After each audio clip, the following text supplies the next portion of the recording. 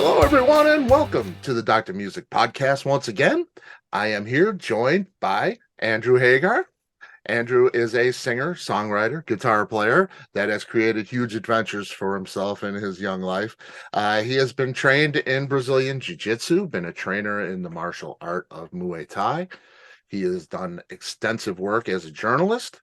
He taught himself how to play guitar, toured with Kristofferson and Willie Nelson, and he's even a voice actor. He did all of that while going to school and holding down a full-time corporate job. And yes, he did all of that as the son of Sammy Hagar, which is the most impressive thing, by the way. Andrew has a new single called Systematic Minds, and he and his father are featured in a new MTV-produced docu-series streaming on Paramount Plus called Family Legacy. Andrew, thank you so much, man. I appreciate it. Thank you for that. I'm humbled by that intro, man. You make me sound a lot cooler than I am. No, that is way cool, man. And first off, before we get into anything, happy birthday, man. Oh, thank you. Yeah, just yesterday, right? Yeah. That's cool. A little crispy today, you know what I mean? Yeah. That's why I'm super glad to have you too, man. Yeah. I saw the picture. Cool. I saw the picture with Dad.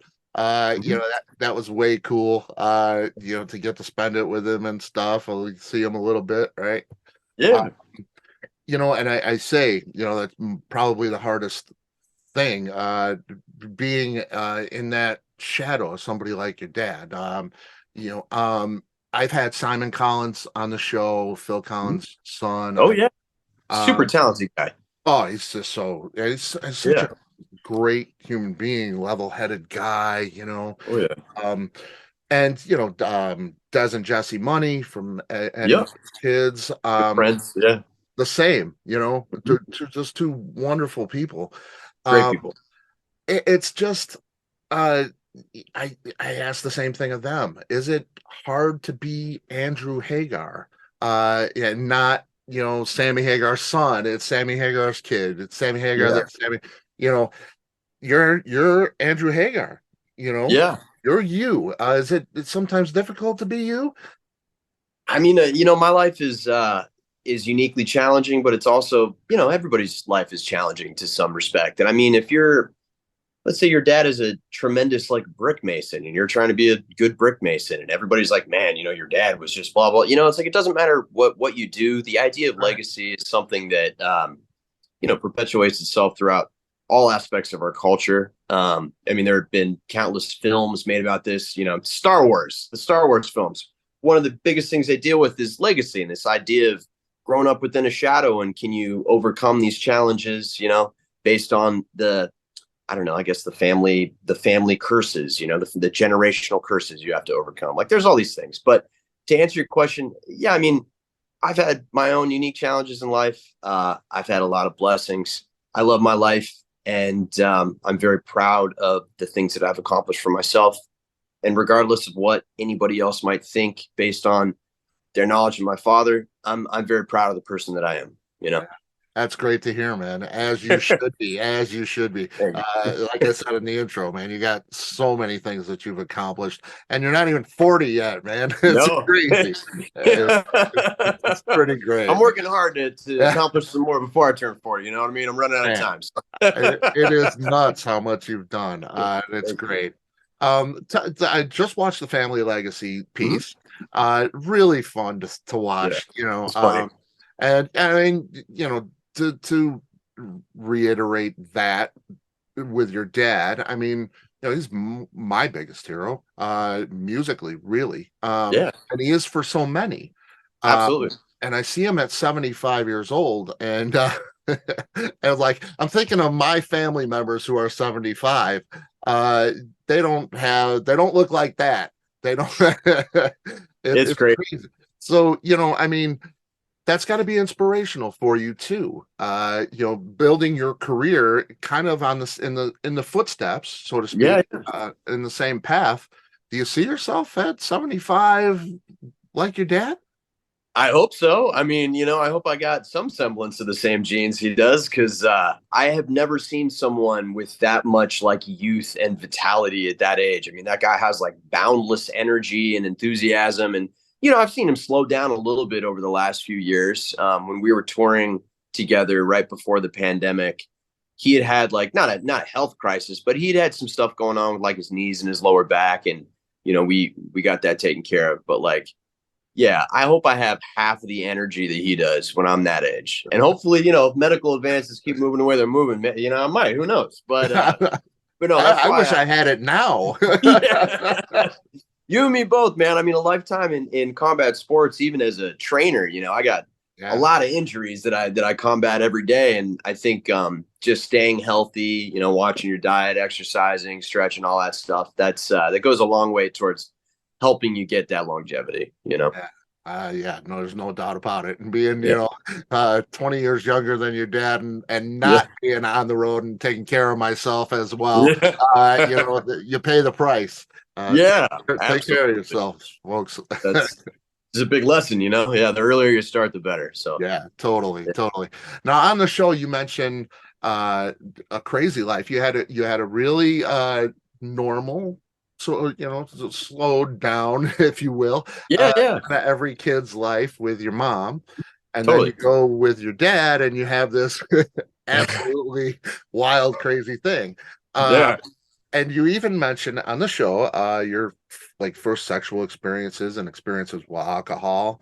Um, when you look back, do you feel those experiences had any negative effect? It didn't seem like it when you were talking about it. Yeah. I mean, through the lens of like my life now and what I've learned, I think that every experience I've had, whether good or bad, um, ultimately led to where I am now, which I think I'm in a pretty good place, especially compared to some of the other kids that I've talked to. Mhm.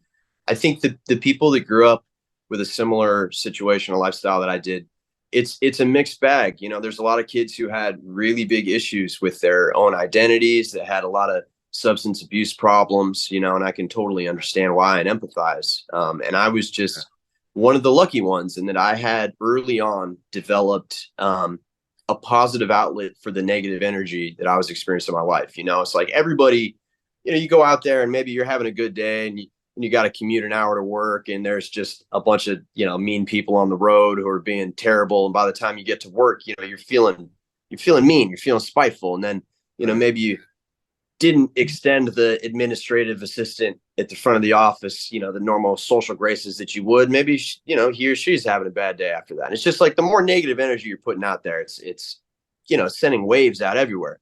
But if you have a means to take that energy that you're getting and put it into someplace positive, it's really helpful, not just for you, but for everybody in your immediate vicinity in your community. And through like all of my, my martial arts training, all this stuff growing up, I had a pretty positive outlet for some of this stuff. So I was really lucky, man. But yeah, as far as being back on the road and having these experiences, I mean, I got a little taste of some things much earlier than people did. Like by the time I got to college, I went to Loyola Marymount University in Los Angeles, which is a Jesuit school, and it had a lot of kids from Christian or Catholic schools coming to college and like having their first formative experiences with drugs and alcohol and sex and stuff.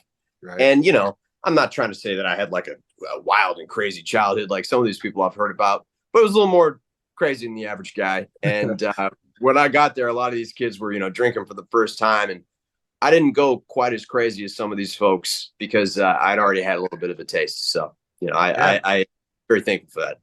Yeah, and yeah, Yeah, that may have helped your situation, and you totally. hear about it, and a young kid on the road having these experiences, that's a bad thing.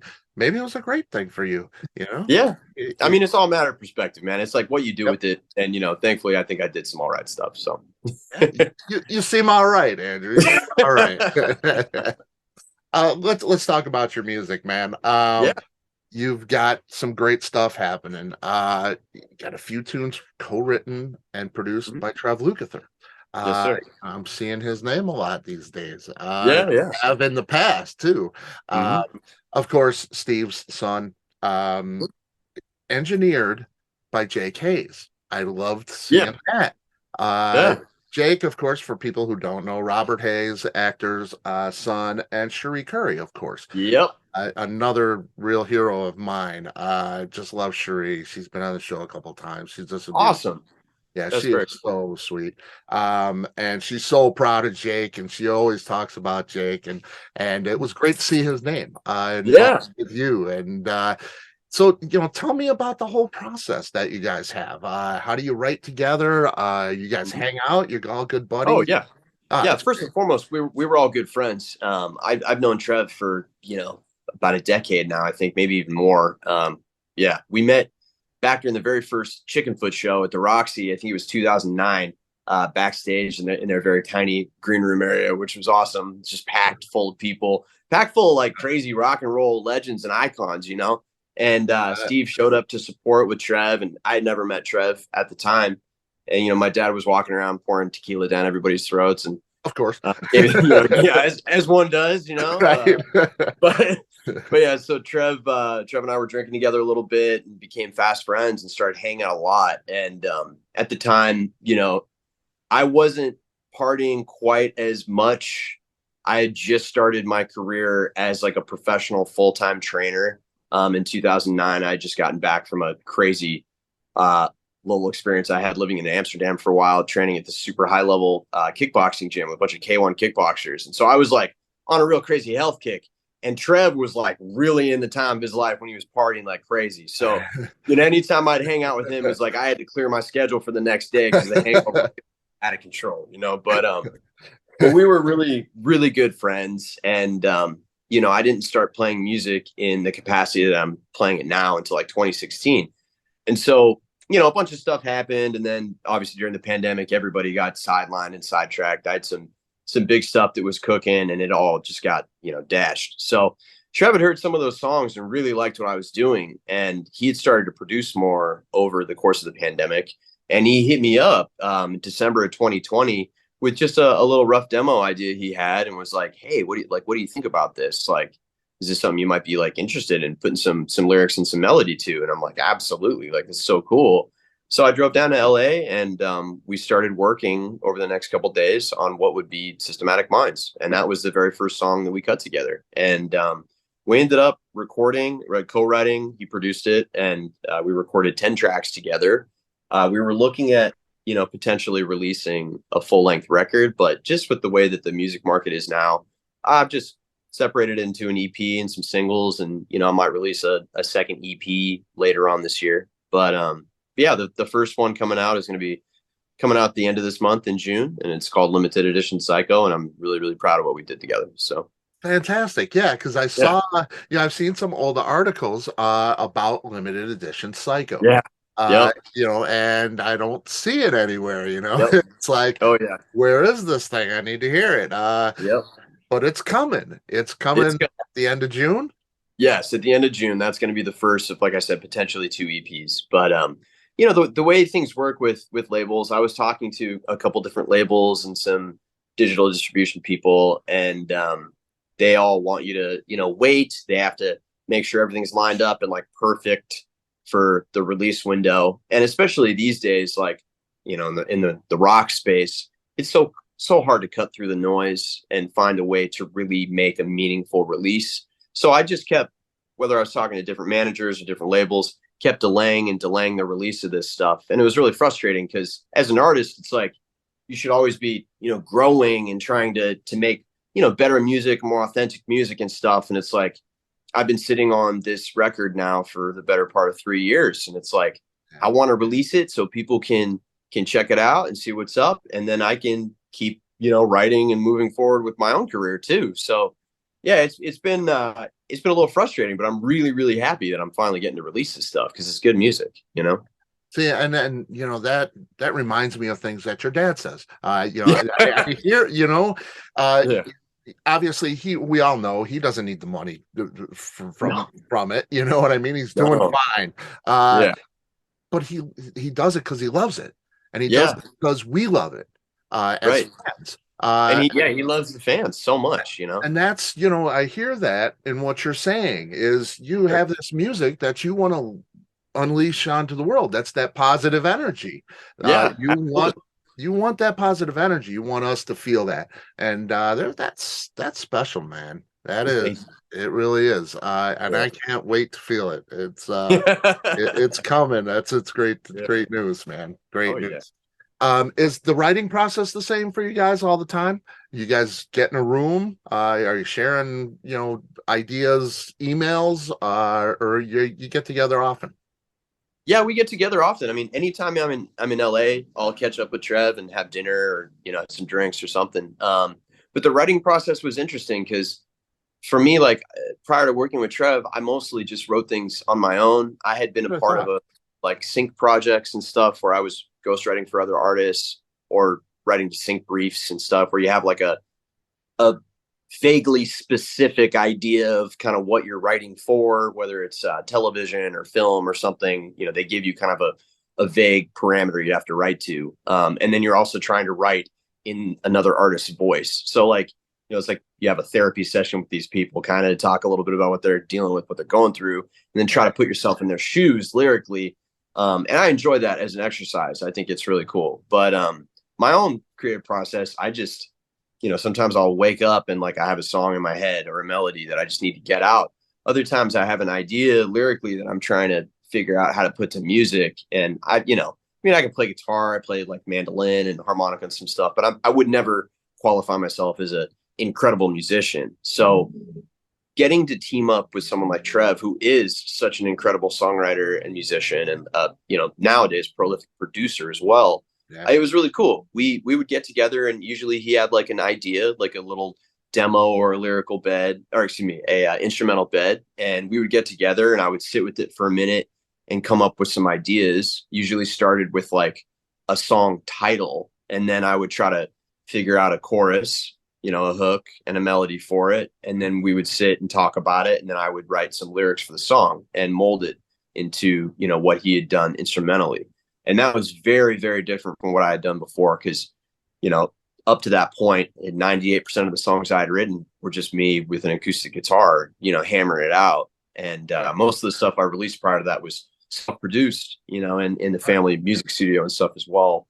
And I just had some really close friends come in and play instruments that I couldn't really play. You know what I mean? So yeah, Yeah. And I think, the group that you're involved with, mm-hmm. as the generation above you with your Yeah, dad and Trev's dad, yeah, when you write that stuff, do you run it past your dad or Steve? I mean, they're yeah, there. These guys are geniuses. Um, absolutely.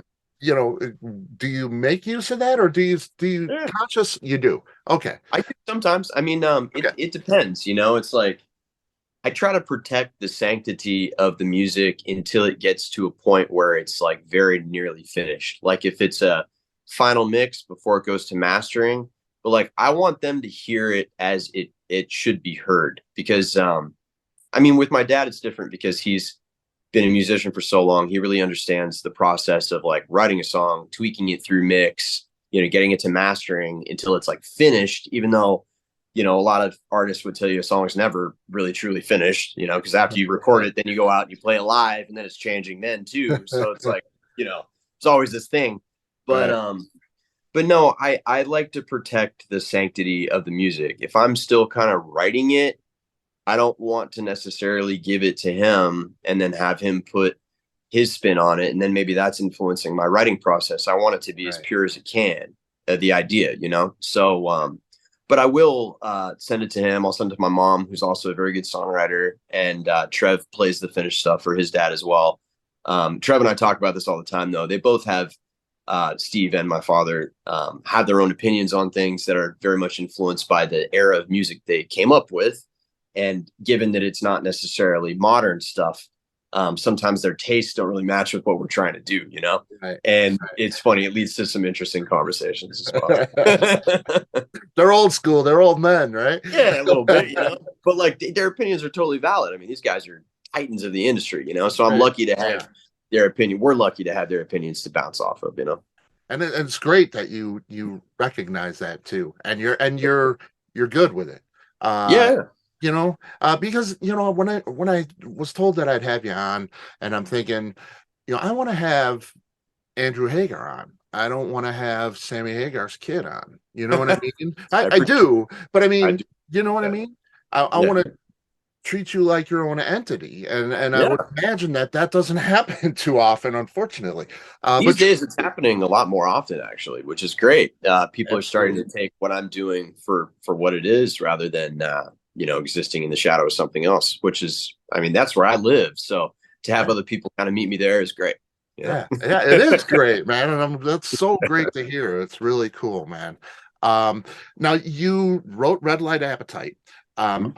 I was told that you were inspired by your own struggles Yep. with the cycle of addiction, Mhm. and you had an intense spiritual awakening. Um, Sure. Yeah. can you Absolutely. take me through that a little bit and the impact on that in your life now?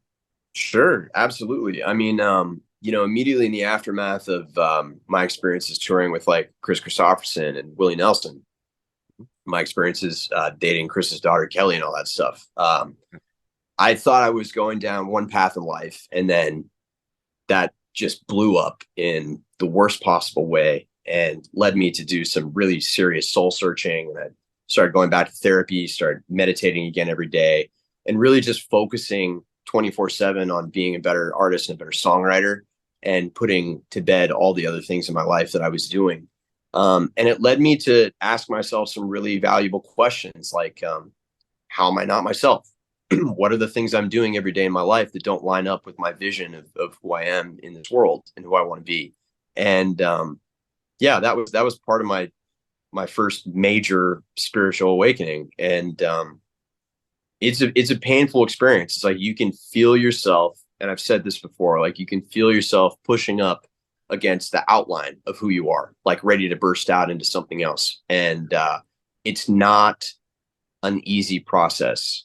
And I think the biggest lesson that I learned from that is like, I always thought that you were going to arrive at this place and just be there where you were like awakened and you were just there. But it's like, it's not a destination. And being a person, I don't want to call myself like a tortured artist or something, but like, I have a lot of trauma that I've dealt with throughout my life and a lot of childhood trauma. And happiness is elusive for people like me. And it's something you have to work on every day. Like there are things I do every morning when I wake up to put myself back to zero. A lot of people just wake up and they feel great. But unfortunately, I don't usually feel great when I wake up. So I got to do some things to kind of get me to zero. And then that allows me a better opportunity to have a fantastic day. Yeah, But I feel very lucky that I was introduced to some things at a young age, like I said, that helped me and helped me have an outlet for the negative energy that's coming in. And yeah, I try to make any opportunity I get to talk about my music into an opportunity to talk about like mental health and different things that we have available to us to kind of turn it around if you are having a bad time. yeah, and that self-awareness, that owning that, that therapy and things like that. Yeah. Those are Oh yeah. things we all need. We all need to talk to people. Uh, Absolutely. and there used to be such a stigma and a shame with it. Yes. It's great to have that out on the table now, and people are taking care of themselves, I think, a little bit more. Yeah. There's more need for it maybe now, Sure. with the state of our world. Yes. But I think more people are aware. The awareness is definitely there, and because of people like you, and we Thank you. appreciate that. Very much Yeah. appreciate it. Inspired by the Ninja Turtles. Uh, Yeah. who's your? I gotta ask you've probably been asked a million times, right? Who's your favorite Ninja Turtle? Oh man, when I was a kid, my favorite was Donatello. I always admired his intelligence and problem-solving skills and all this stuff. But as I got older, I really liked Mikey a lot because he's a party dude, and who doesn't want to Yeah, party? Yeah. way cool, way Yeah. cool. I look at the publishing on the records, and it's copyright Team Ginger Fun Palace Emporium. Oh yeah. There's a story behind that. There's a story There's behind that. gotta Yeah. be. Tell me about that. Team Ginger Fun Palace Emporium. Oh man, we were trying to. I think I was making an Instagram post or something when we were finishing up the first batch of songs we did. We did like the first five, and then took a little break to write some more stuff. and then recorded the next 5. And I was like trying to tag a location or something, and one of the geotags for somebody's house, I think just their Wi-Fi, was Team Ginger Team Ginger Fun Palace Emporium or something. And it was outrageous, and we were just laughing for days about this. So we decided, since at the time we didn't have any type of digital distro deal or a label, I was just going to use that when I was doing it through DistroKid. DistroKid asks you, what the label is, and I'm like, well, that's our label. That's great, man. I love it. I saw, and I always check. I'm an old school guy. I love liner notes, me too. thank yous and all that. Who mastered it. I want to know that stuff. So I'm reading all the fine print, and I come across that, and I'm like, there's a story there. Absolutely, yeah. There's always a good story, right? I love it, man. Tell me, do you journal? Have you? You do. Have you always? Do you have those stories from the road when you were a kid? You wrote those down? Not a lot of the stuff from when I was a kid. I journaled a little bit growing up, on and off, but I really got back into it, like I was saying, in the aftermath of 2016 and all that stuff. And I've been journaling pretty consistently since then, because it really helps me creatively to organize my thoughts. And then when I get in the studio and I'm looking for a lyrical idea or a concept to pull off of, I have it right there, readily available. And it's really interesting to go back as part of like my auditing process. I audit myself and my life a couple times a year, just look at like what I'm doing. And like I said before, how am I not myself? Go back and read those old journal entries, and I'm like, oh man, you can kind of see these different, data points for how you were doing and how you're progressing. And if you're good at pattern recognition, you can see the things you're doing in your life that kind of are leading into maybe a little bit of a depressive tilt, or, that are leading you back up to like a high watermark. So I just again, Alan Watts, the mind is a wonderful servant and a terrible master. I really have always tried to master my mind so that I could be in charge of my own emotions and feelings and be a better creative, but also a better friend and a better family member, That's so awesome, man. It's really it's so awesome. I wish everybody could be that in touch with their lives and with themselves, man. It's hard. It is. It's very difficult. And, I would imagine that the journaling helps to, relive a day, or if you want to, it's there. Definitely. It's pretty cool. Tell me, did you read your dad's book? I did. Yeah. Yeah. Did you like it? I mean, was it the what you expected? It was what I expected, because at the end of the day, when you're writing, especially a book like that, it's like you're making music. If you're with the label, you're making music to sell records. You know what I mean? You're making a TV show. You're trying to get eyeballs. You're trying to sell ads, all this stuff. Sure. So yeah, it was kind of what I expected. There was a lot of hyperbole, especially when it came to like our family and specifically like my mom and stuff. Which, like taking my own emotions out of it and just knowing what it is, like it doesn't bother me. But when I first read it, it did bother me a little bit, because I love my mother. She's a tremendously special person and very nuanced. We all love our mothers, but I think that she's a little bit misunderstood by my father's fans because of some of the stuff that's been put out there through the book, and that was really one of the only things that rubbed me the wrong way. I mean, it's a really great story about, a tremendous life lived through the lens of this like classic rock icon. So, I know it's really interesting for a lot of people, but like most of those books that you read, a lot of it is just, it's just to sell books. It's just hyperbole. Yeah. Things are said a certain way to twist the knife a little bit. Totally. Yeah. Do you ever see yourself writing something like that? You got a great story yourself. Absolutely.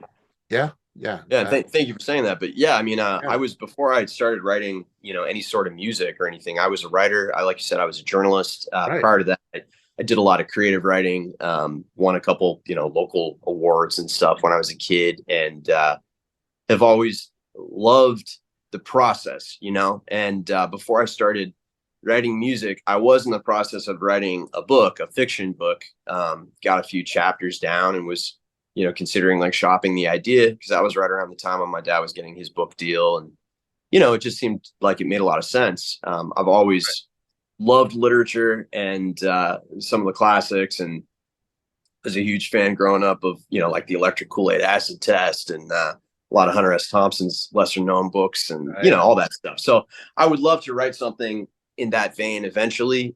Right now, obviously, I'm really focused on music, but I will absolutely write a book at some point. Most likely going to write a memoir as well, just because my life's been a little nuts. So.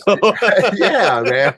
And it's so great, well, you're that fly on the wall kind of thing, where, you've gained, a conscience from all of that stuff that you've seen, you know?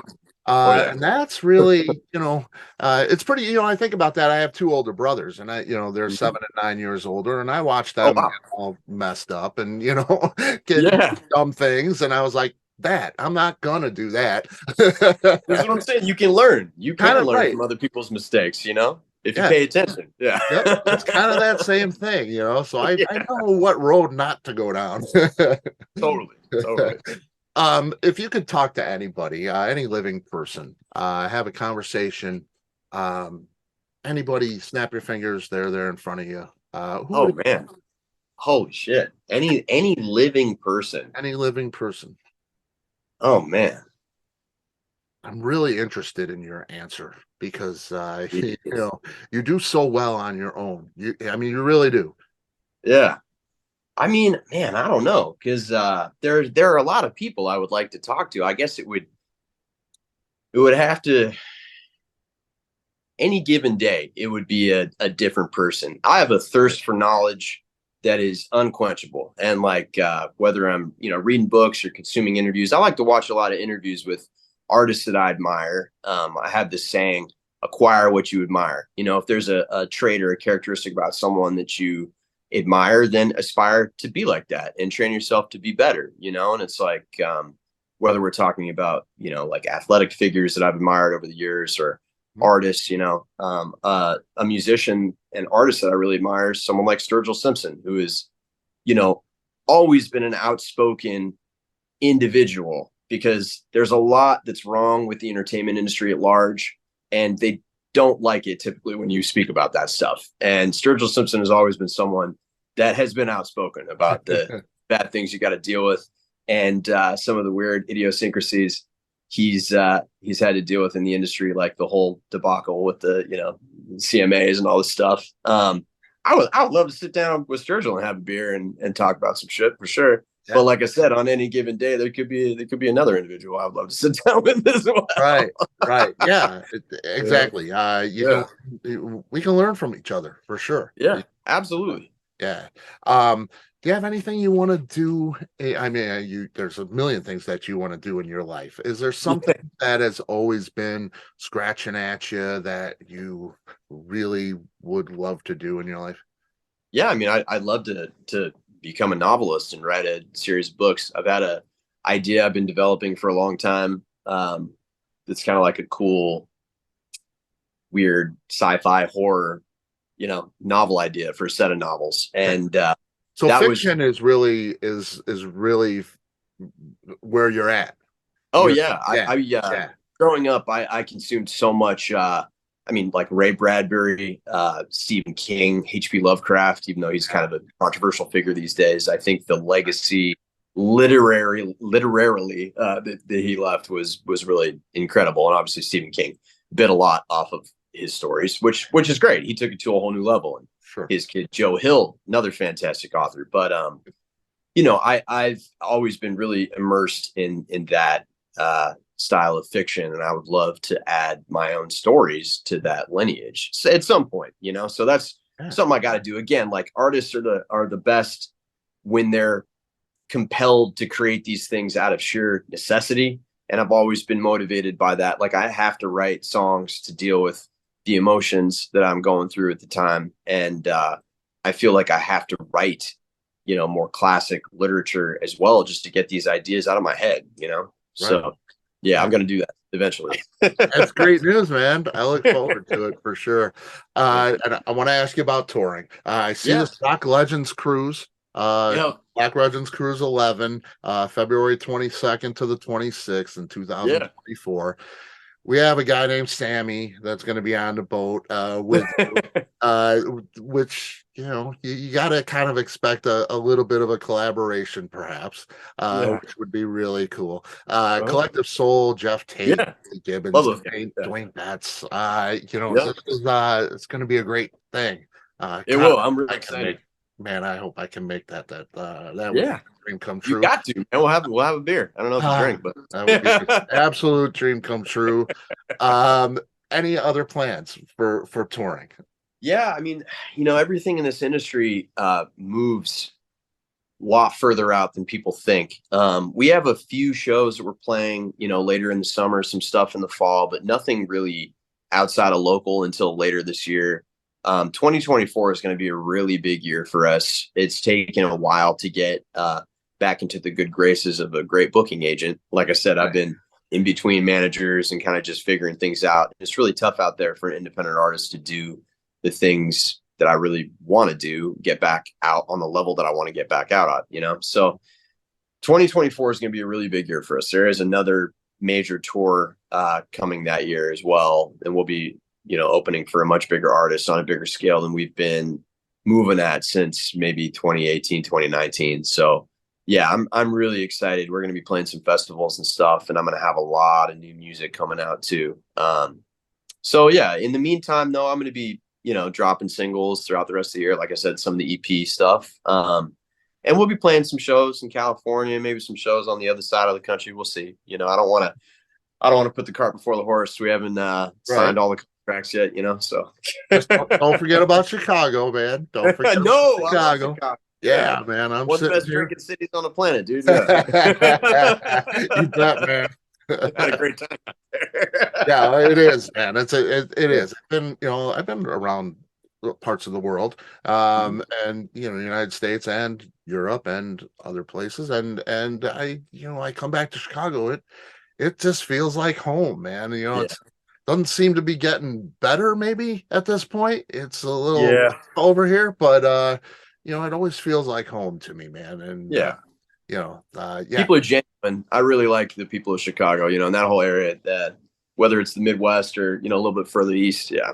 People are just good folks out there, Yeah, absolutely. Andrew, man, this has been fantastic. I can't thank you enough, man. Please. My pleasure. Come back, man. Yeah, let's talk about, end of June, you're releasing the record. Yeah. Thinking about books in the future. Anything you got going on, man, please find me. You're always welcome here, man. Absolutely. Thank you so much. It's been an absolute pleasure, and I really appreciate you making time for this too, Yeah, man. Thank you. Thank you. Red carpets and all that, and people are taking notice of what you're doing. Always great news. Sure. Always great to see you busy, man. I'll wait as long as it takes. Thank you so much, Scott. I really appreciate you, brother. All right, man. Take care, Andrew. Have a good Bye. one. You too. Bye.